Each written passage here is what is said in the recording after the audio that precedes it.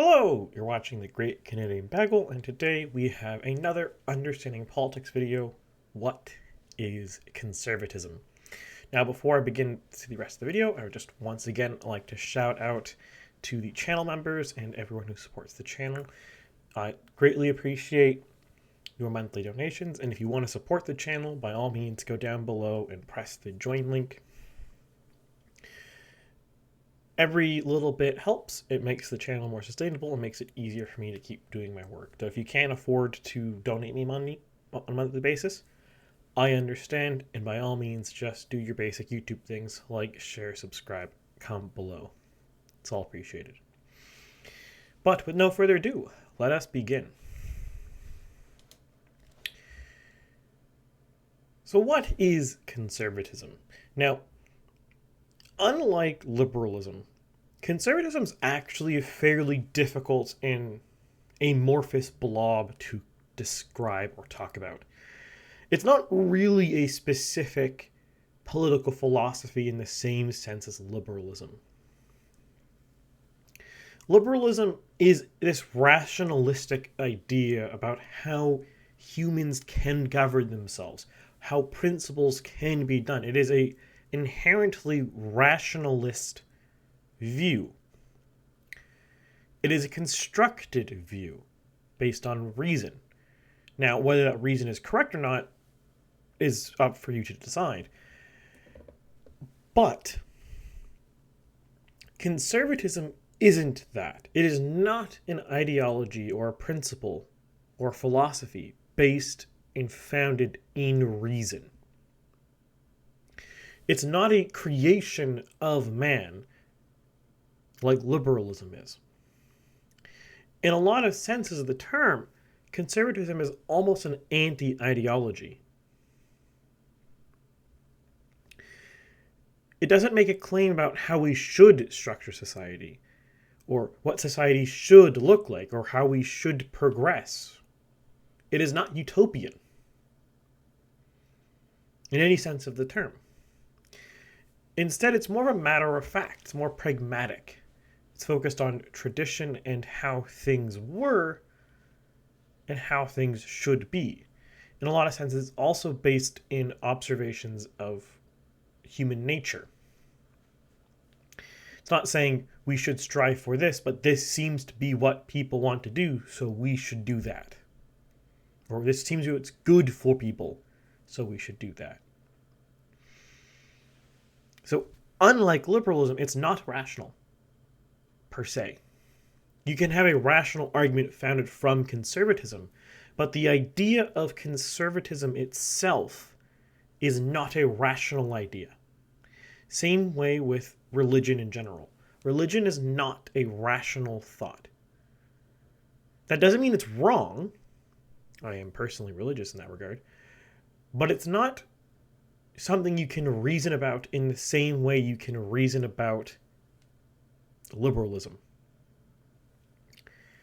In a lot of senses, it is faith-based fundamentally, but we will get more into that in a bit. So to understand why conservatism congealed into something, why it became a label, because it's not a constructed ideology like liberalism, it just emerged in response to it. But it just emerged.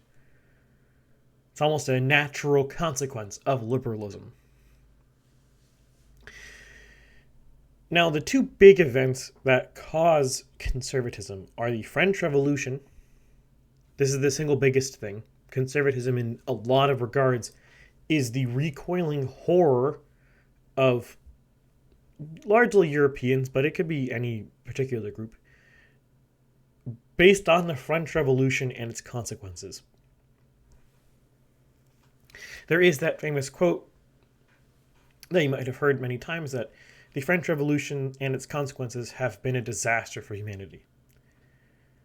I think it's originally supposed to be the Industrial Revolution, but same difference. That is basically the essence of conservatism. Conservatism does not like and rejects the principles of liberalism that are espoused by the French Revolution. Now, In modern day, when more ideologies have formed and crystallized, it is also against those too, usually.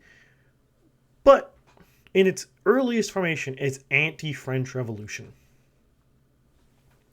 Now, conservatism evolved heavily under the Industrial Revolution because unlike the French Revolution, which kind of changed how government worked a bit and changed some ethics and philosophy and such, the Industrial Revolution fundamentally changed the economy of the countries it's hit. If you look at 1820 France, most people were peasant farmers. I think something like 70 or 80% of the population were peasant farmers. By 1920, only a small fraction of the population were still farmers. And those farmers were not peasant farmers anymore. They were now a more upper middle class version of the farmer. Whereas the peasant farmer is the quintessential lower class, uninvolved person. The 20th century farmer is usually more middle class or upper middle class, but usually still also uninvolved in politics. Or if they are, they're kind of get off my back politics kind of such. That caused a massive change. And not only does it cause a massive change in that people are no longer peasant farmers, but the structure of society is different. In feudal manorialism, which was generally speaking the economy system prior to the Industrial Revolution, a little bit in mercantilism as well, but the basic structure was feudal manorialism in, say, France. And a feudal manorial economy is not just based on peasant farmers, which it is, but it's also the relation between the lord and his subjects. That's gone. When everyone has moved to the cities, working in factories, the duty-based relationship between the lord and his subjects is gone. That basic societal structure is gone. It's evaporated. It's non-existent anymore. And that is why these two events are really the cause of crystallizing conservatism into a real political force.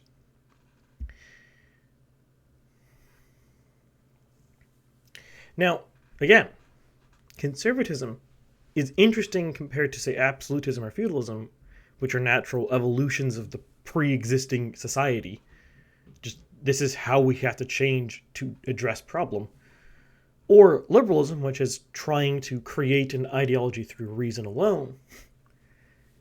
Conservatism, in the best sense, is the first type of reaction ideology. Now, be clear, I'm not saying it is reactionary. That's a very different thing I'm going to be covering in a different video later on.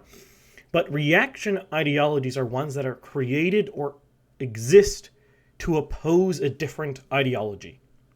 Conservatism exists because it's opposed to the consequences of the Enlightenment and the French Revolution. That is fundamentally what conservatism is. It is reaction to those two things. Now,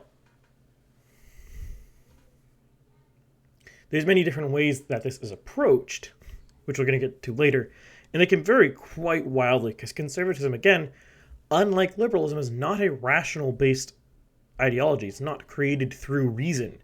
So the different types of conservatism can vary very dramatically because there's not a core book or core texts that you can look to. Yes, you can say Edmund Burke's book is important, but it's not the only book that is important. I'm sorry, I forgot to move these. So, Edmund Burke here, sorry. His book is important to conservatism, or his comrade here, Joseph de Maistre. My French is not very good. Kind of like the French version of Burke, though it's a bit different. We're not really talking about them, though. You can cite their works and other similar writers in our time, anywhere between. But unlike liberalism, there are not core things. You can't look at, say, Lockean social contract theory as a core part of conservatism, or well, liberalism. That is a core part of liberalism. There is no real fundamental text for that, for conservatism, because again, it's not a constructed ideology. It just emerges as a consequence of liberalism. Now, that said, conservatism, well, I think you can easily describe it as just anti-liberalism. It's not just that. Now, it's very tricky in this regard because describing any kind of reaction ideology, they're not cleanly defined. They're not created. They are in response to something. And specifically in conservatism, it can be very difficult because conservatism inherently is based in things like tradition and religion. So every single type of religion you can point to is going to manifest a different flavor of conservatism. Even in the case of Christianity, Catholic conservatives and Protestant conservatives are very different. Now, they share a lot in common, or usually can be allies, but they're very different.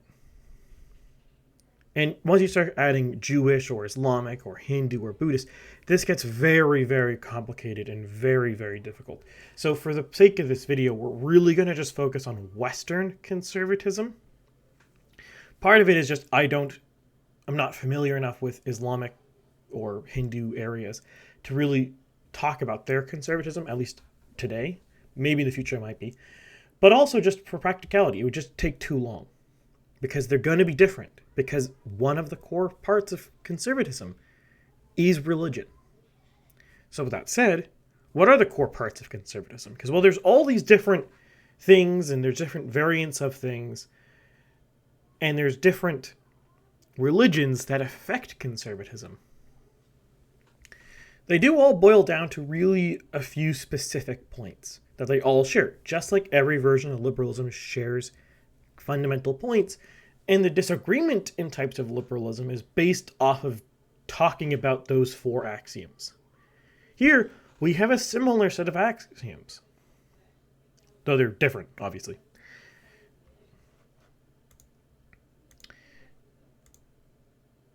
I'm really bad with this one today. Sorry, boys. Sorry, guys. So the first one is religious-based morality. This is fundamental to conservatism.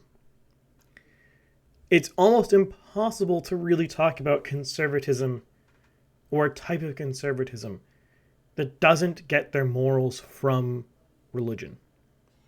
In fact, that's really almost the main defining difference between, say, liberal conservatism and conservative liberalism, which sound very similar because they have almost the same words in them, but they're different. The liberal conservative is, in principle, somewhat religious. The conservative liberal doesn't have to be at all. It's completely irrelevant to conservative liberalism. In fact, many right liberals, which are not the same thing as conservative liberals, but the conservative liberal is a subset, are not even religious at all. They might even be fully an atheist, because it's completely inconsequential to liberalism. The second big one is tradition. Conservatism is about conserving the traditions of a country, which again can make it very difficult to compare two different countries because two different countries have different traditions. Even in the same country, it can be difficult because different flavors of conservatives consider different things as important traditions to conserve. That's why it's very often in Western conservative parties' discourse, because a lot of Western conservative parties are actually more right liberal than they are conservative in actuality, the conservative members of the party or the base will often attack the right liberal side with, "What are you conserving?" And that is a traditionalist bent of attack that only works against conservatives. Liberals don't care about this. It's not important to them. The next big core element is family. In conservatism, family is paramount. It matters more than an individual, but it matters more than society. The family isn't society, and the family isn't the individual. They're three separate, distinct things, but the family is paramount. The individual desires of the wife or the husband are less important than the well-being of the family. The individual desires of the kids are less important than the well-being of the family. That is a fundamental and effectively unreconcilable difference between conservatism and liberalism in a lot of ways. And finally, this is not the same as the other three, which is why it's not part of this triangle, because this is the core triangle of conservatism. But we have people are inherently dissimilar. And what I mean by that is conservatives see the differences in people and will assert or acknowledge, depending on your perspective, that that is natural. Now, not everyone's the same. Not everybody will end the same way. In that equality of opportunity and equality of outcome, well, maybe nice in theory, are pointless because in practice they can't exist. Now, this is not to say, specifically, that conservatives are against or think that you should treat people differently. That is, especially in the case of Christian conservatism, explicitly wrong. But that differences will emerge, and there's really no point being upset about that, as long as people are treated fairly, or equally, perhaps is a better way to phrase that. Because to the conservative, equal treatment and equal results or equal opportunities are different things. They don't care. Equal opportunities or equal results are not that important. Just equal treatment is important. And that's the really important thing to distinguish, because all forms of liberalism either think equal opportunities or equal outcomes are important. That's one of the main differences in liberalism, the main divide between right and left liberalism.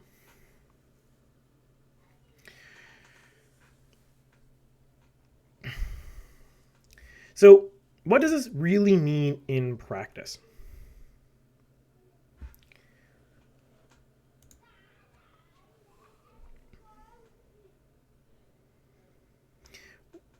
Well, the best way to see this is to compare it to liberalism, because liberalism, again, as a rational construct ideology, is easier to frame things around, because it is, in many ways, an artificial creation of man. It's easy for man to understand.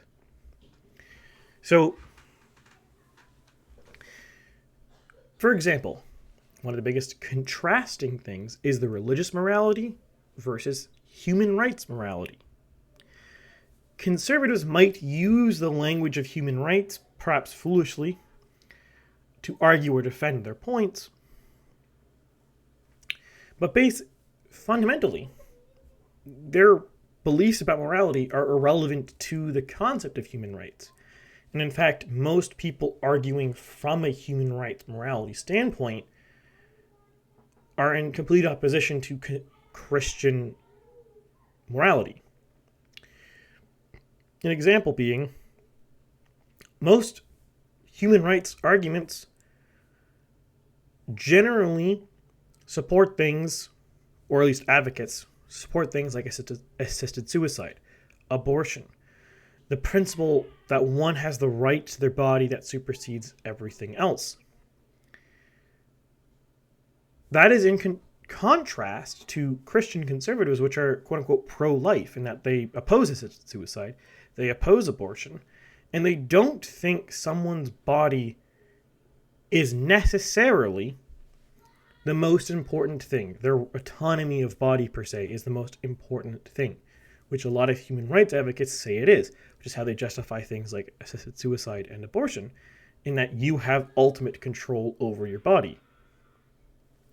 That is just not a thing Christian conservatism would care about.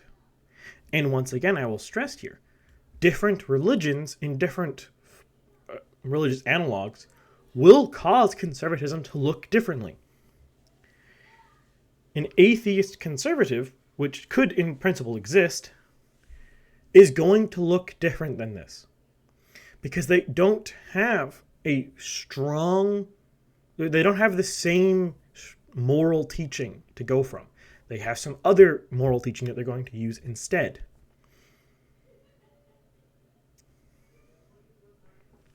Another example of this big difference is quote-unquote freedom, not to be confused with liberty.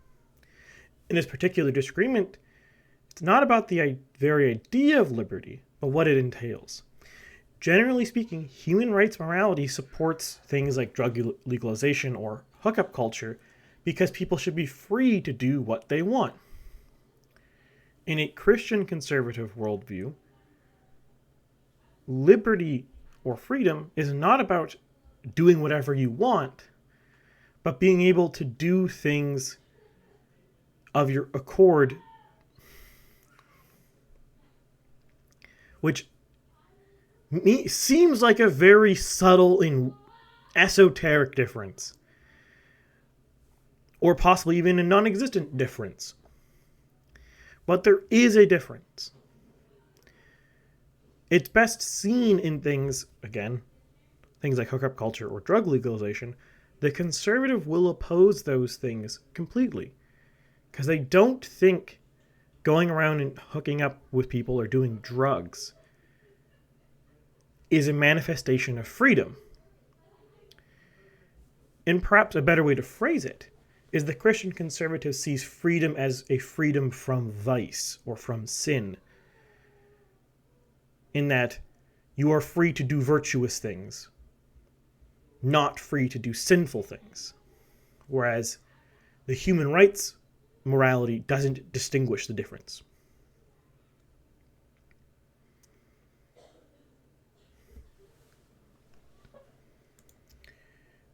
Now, to circle back to the equality question, conservatism does not abhor inequality. It also does not celebrate it. Conservatism as a political philosophy just accepts inequality as a fact of life because every person is different and invariably leads to difference. One of the interesting factors that leads to this is Christian conservatism focuses a lot on duty. Duty to oneself, duty to one's neighbors, duty to society, to their family. This duty concept doesn't exist in liberalism. In fact, it's almost an anathema to liberalism.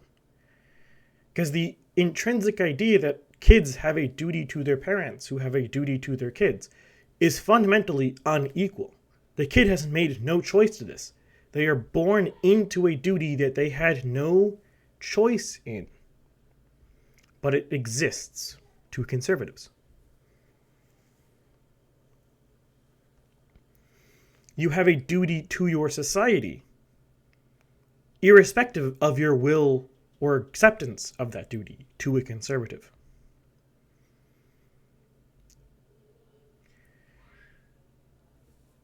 Further, the fundamental approach of societal hierarchy is different. Liberals see things, for example, the easiest example of such being how the government is structured, as about, at minimum, equality of opportunity. That is, everyone should be able to run for office. Oftentimes you will see liberal advocates saying, everyone should have the right to become head of state. Whereas conservatives very often, and in fact possibly the majority of conservatives, are to some degree monarchist. And if you are a monarchist, you inherently do not believe everyone should have the right to become the head of state. That's a fundamental thing. You can't have everyone be a monarch. That's impossible. It's contrary to monarchism. Now, this is a very interesting point to liberals because it seems almost absurd and illogical. They very often can't understand it because most political disagreements you see online, between politicians, in any format, are not people talking about actually the core differences in ideologies. They're talking about consequences of them. The egalitarian liberal arguing with a conservative about whether there should be a monarch or not is a pointless argument because they're not addressing the actual disagreement they have. The liberal thinks there should not be monarchs because that would infringe upon equality. The conservative thinks there should be monarchs because that's just how society has been traditionally, and it just makes sense that there is a monarch. You can't really rationally explain the conservative view because, again, it's not a rational position per se. It can be very difficult for a conservative to argue to an egalitarian why there should be a monarch because it's just such an obvious thing to a conservative. Of course there should be a monarch. That's how it should be. That's not a very satisfying argument. And that's the thing you really need to understand with conservatism, especially versus liberalism. Liberalism will often try to explain rationally why it believes things. And you can do that with conservatism. But whereas a layperson can theoretically argue rationally from a liberal perspective, you don't normally get that with conservatism. You really need the higher educated, possibly, or smarter, possibly, conservatives to actually really meaningfully argue from the position, because the argument requires basically understanding liberalism entirely and then understanding conservatism and then explaining from there. It's very high level information, and it's very difficult to argue because, again, you could reasonably and possibly accurately say conservatism has a lot of vibes-based energy. This worked. This looked right. That's how it's always been. That's the tradition. Those are not satisfying arguments to liberals because conservatives, again, tradition is a core part of conservatism. If someone says that this is the tradition, the conservative is like, okay, that makes sense. The liberals don't accept tradition as an argument. They need it to be rationally explained to them why this tradition makes sense.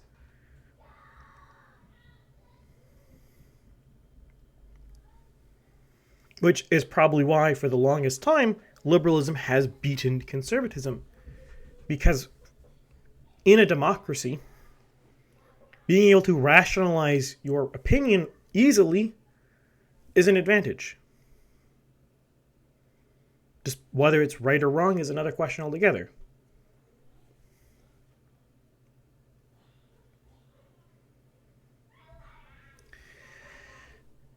So what does this mean? What does conservative policy look like? You might ask yourself. Well, basically, it's based in family. It's not necessarily anti-individual, but it's about the health of the family, the health of society. This triangle is the best way to understand it. The policy is about making sure family reflects God and reflects tradition. You can't remove any of these pillars without conservatism crumbling. Just like you can't remove, say, equality from liberalism. It just doesn't work. There has to be equality in liberalism.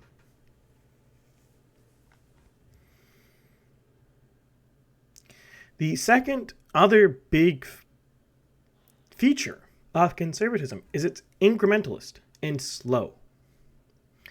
The reason why I say slow is, by definition, as a traditionalist, conservatives don't like changing things.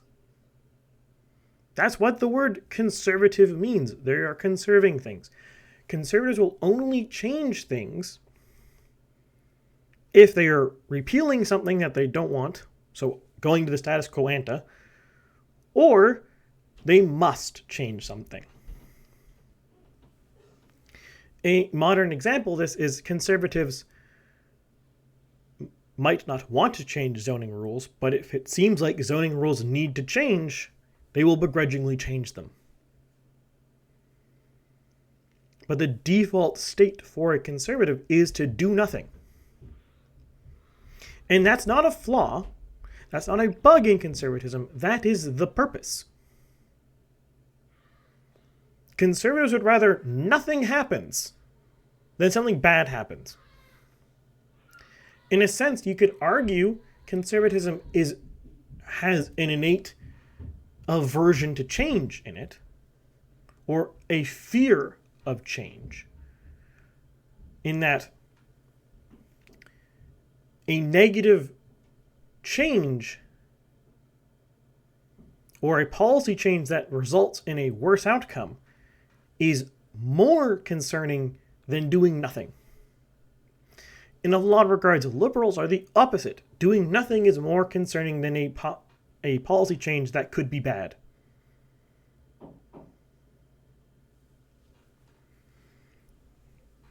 And now, let us break into the main camps of conservatism. So, what we have here, left to right, are 6 schools of conservatism. There's more than this because you can basically create as many as you want, but I only have so much screen space, so I've picked these 6. I have bias towards ones that seem to be the most observable today, or at least had the most impact recently.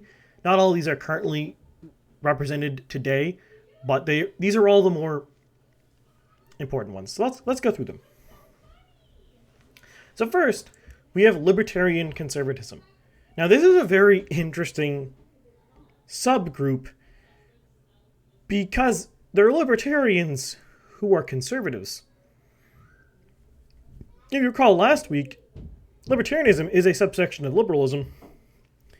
So how is libertarian conservatism also a conservatism? Well, basically, a libertarian conservative they are conservative on all the things they believe in.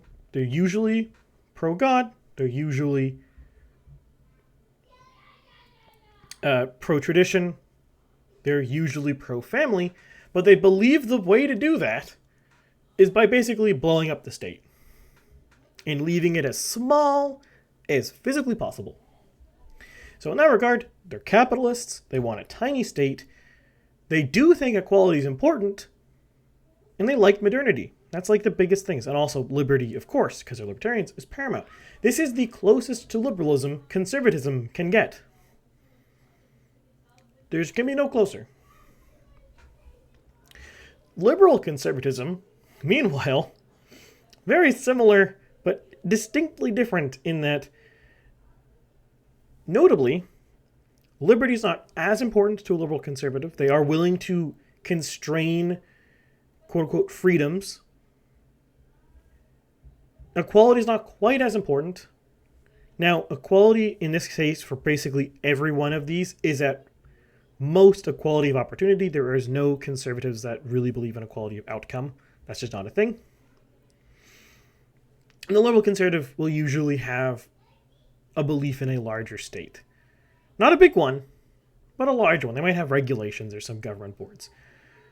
A possible some real-life comparisons, liberal conservatism is sort of like the ideology of the House of Windsor, so like Queen Elizabeth II kind of thing. And libertarian conservatism, you could possibly argue that Milei in Argentina falls under this camp, though he could also just be just a true libertarian. It's kind of hard to tell until he has more power in charge, or more time in charge.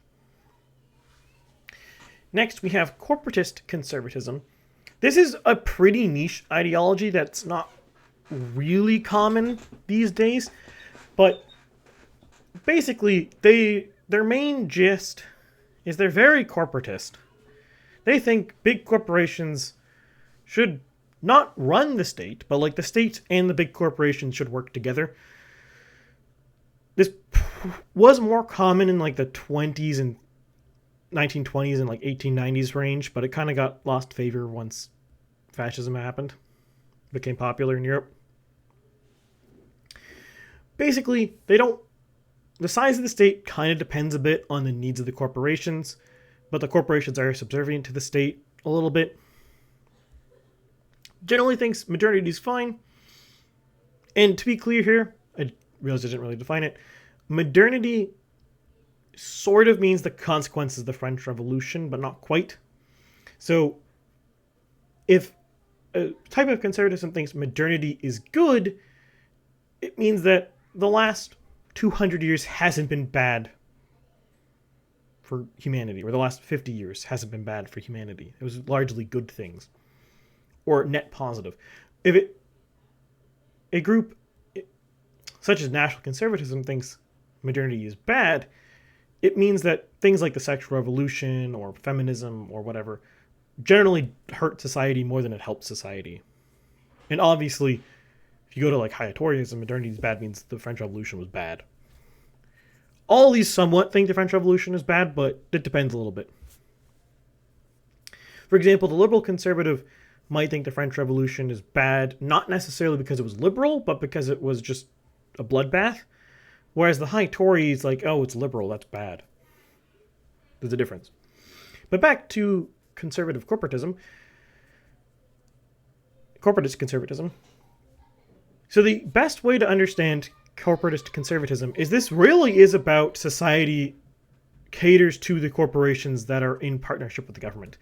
In a lot of regards, you could possibly argue that modern China is this under Xi Jinping. Though it's a bit hard to classify at times without having more insider information into the Chinese government. But basically, liberty is acceptable, it doesn't really matter. Maybe it could be monarchist sometimes. It's not fair because it doesn't care. Does not care at all about equality or fairness.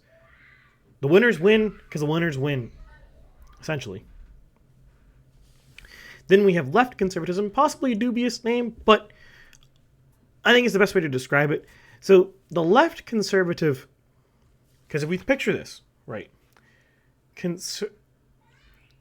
the left-right spectrum that you currently think of in your head is based in liberalism, because liberalism is the most common ideology in the West. The farthest right is probably something like conservative liberalism, and the farthest to your left is probably social liberalism. That's what's probably in your head. Left conservatism doesn't make sense to most people because they're operating under this perspective. Conservatism is a different scale. It's not at all related. It's like two different Venn diagrams. And when I say different, I don't mean like these are the circles that overlap. These are two different circles. They don't even touch. They have some similarities, but they don't touch. So left conservatism has nothing to do with socialism, per se, or nothing to do with liberalism, per se. It shares similarities to those.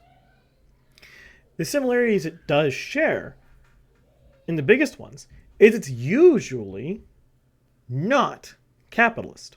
It's usually some kind of social credit or distributionist ideology. Sometimes old school labor, but old school labor is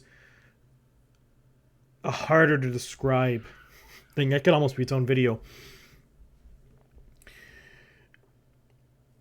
The basic premise of this is it sort of wants to, if we want to use Marxist terms, it wants to redistribute the wealth sort of to every family. Not every individual, to every family. It wants to minimize the differences between families. So there is some importance to equality because it doesn't want wild differences between families. there is a decently large state because it needs to do this to rectify things it views. Sometimes it's like it can think God is important per se. I mean, obviously all conservatism is religious, but there's a difference between you are religious and you are, for lack of better terms, thumping the Bible. It's not as important in left conservatism. The big things to note is liberties are, depends. Not all liberties are important. Not all liberties are good to a left conservative. But it's fair, and it wants to minimize differences. But not in a socialist way. Because this is the really important thing. Social credit and distributism are not socialist. It's very difficult to describe those two ideologies in a few minutes, or those economic systems in a few minutes, but the most summarized gist I can give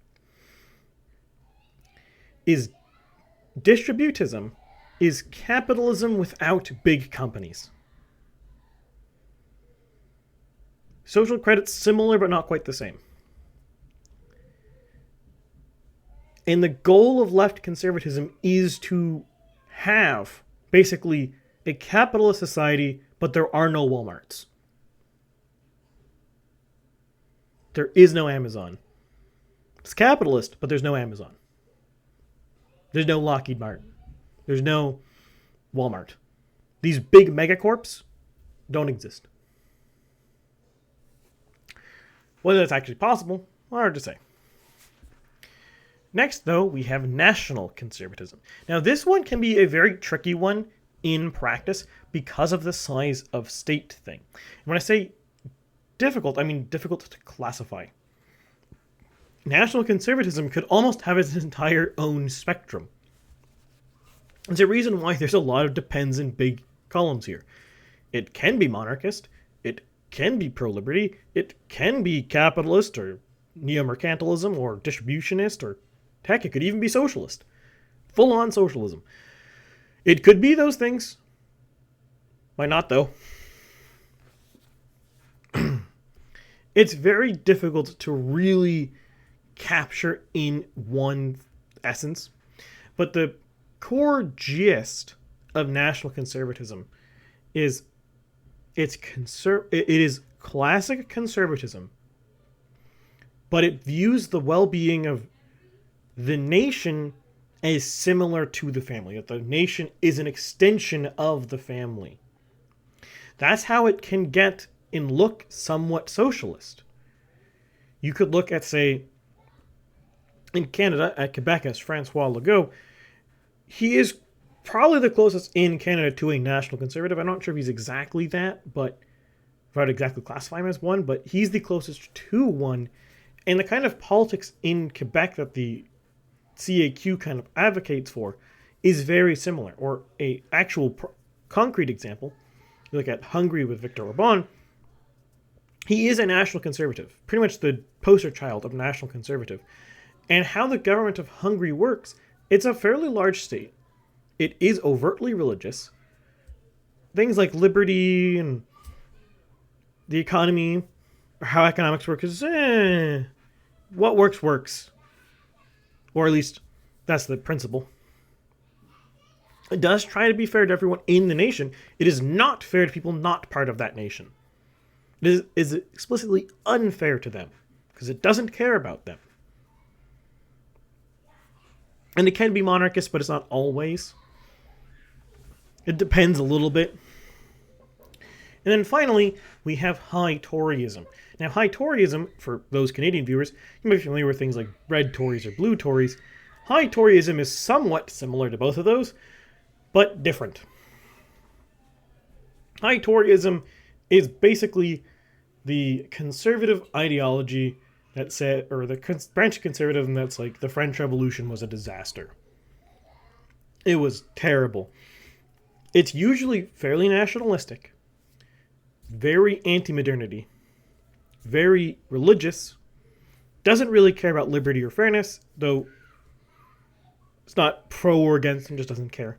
It is monarchist by definition, because Toryism is monarchist. High Toryism is absolutely monarchist. The interesting feature, though, is its neo-mercantilism. Now, there's not many ideologies that are neo-mercantilist, but they do exist. And neo-mercantilism is an interesting philosophy because it's basically capitalism without liberalism, which is an interesting thought process. So how does that work? Well, the basic principle of neo-mercantilism is things like guilds/trade unions. Those are probably fine and or good. Free trade, terrible, disaster, don't have free trade. The focus of neo-mercantilism, maybe I'll do a full video on this at some point if people want to, comment below if you do. But the focus of neo-mercantilism, in its view, because the main thing of all economy systems is how does wealth happen? Capitalism claims wealth happens by just having trade and production and things like that. Quote unquote free economy, laissez-faire. That's how wealth is created. Neo-mercantilism has a contrasting claim that wealth is created by exporting things. Exporting more than you import. So the neo-mercantilist doesn't believe in free trade because it doesn't want to import things. It only wants to export. Now, neo-mercantilism might import cheap things and export expensive things. That's valid. But that is the core essence of it. Now, if you have any questions, by all means, answer below. This is some pretty... Conservatism is definitely harder to describe than liberalism, so this is a higher level possibly than the liberal video.